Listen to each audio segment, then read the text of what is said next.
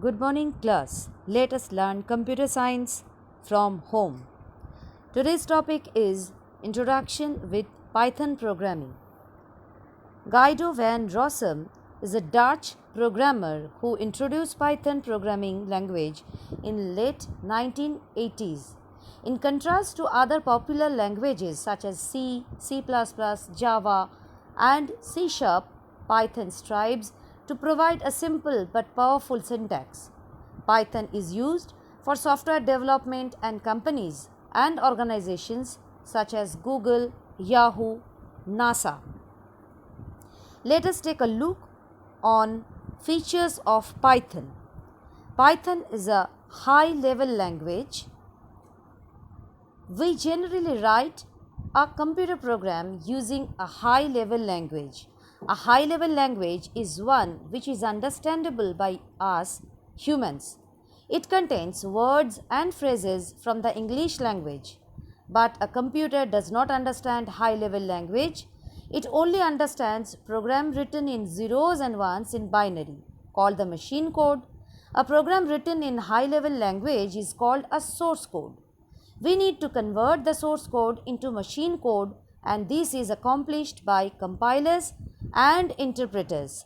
Hence, computer science helps to maintain this property for the Python itself, which is Python is interpreted language.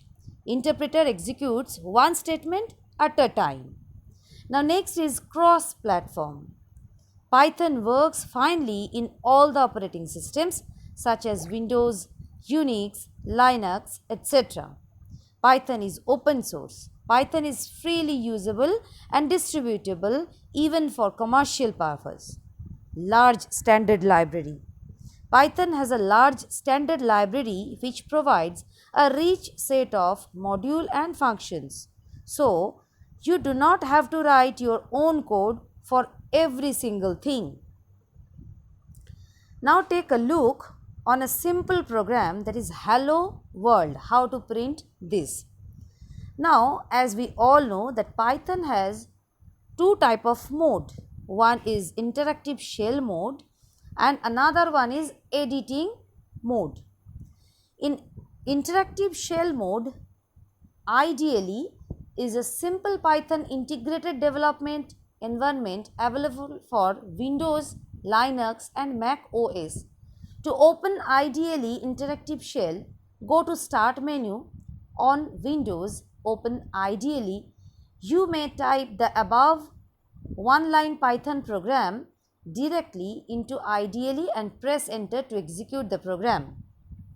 Since it does not provide a way to save the code you enter, the interactive shell is not the best tool for writing larger programs. The ideally interactive shell is useful for experimenting with small snippets of Python code, just as I have written in this particular program that hello world. Then it is showing hello world, but it is asking for the next statement to write down in this interactive shell, which is not very much suitable for any big program. Now let us move to the Python ideally editor. Ideally has a built-in editor. From the ideally menu, select new window, type the text. This is I have written hello world. Into the editor, you can save your program using the extension .py, which is exclusively used for Python source code. We can run the program from within the ideally editor by pressing F5 function key or from the editor's run menu. Then it will show you the particular output. Hope you have learned something from this particular lesson. Next day I will teach you some